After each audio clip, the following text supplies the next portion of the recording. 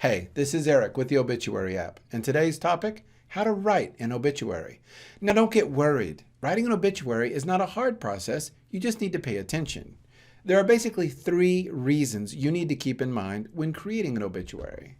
One, there's got to be an awareness. In other words, make sure you get all the facts. Number two, the service information.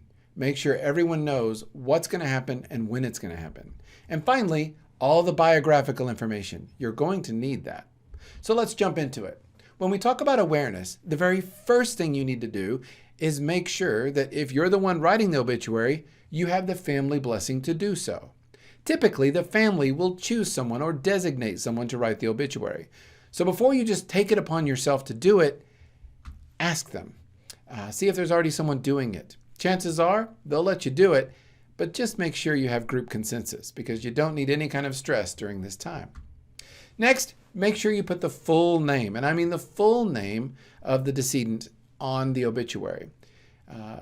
You don't want people confusing it with someone else, confusing the obituary for someone else. Pick a picture. Now, there's not a lot of rules when choosing a picture. Some people like to do a funny picture. Some people like to do a happy picture. I do recommend you do a picture where they're smiling.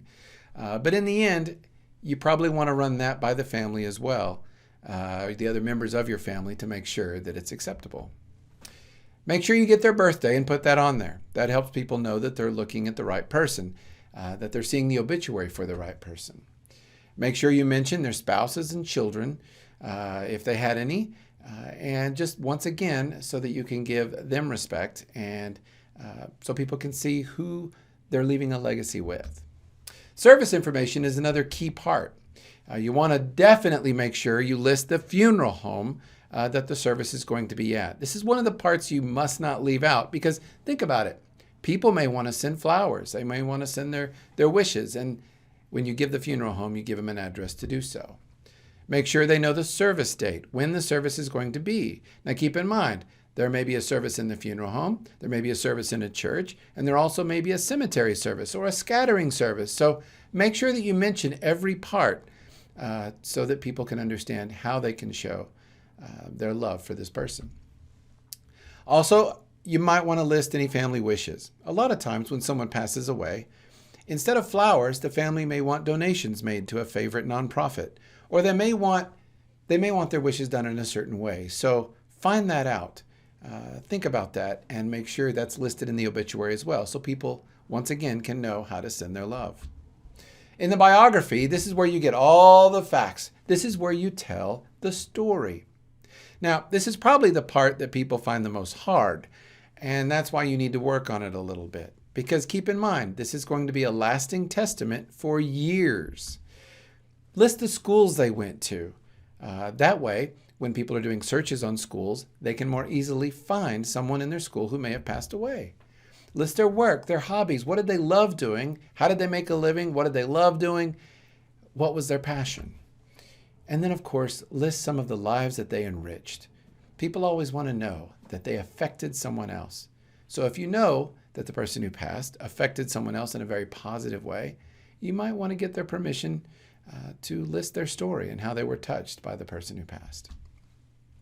Remember, when it comes down to it, it's all about the legacy. This is going to be out there for years. It'll be the last thing written about this person. And so you want to make sure that no matter who reads it, it shows the legacy.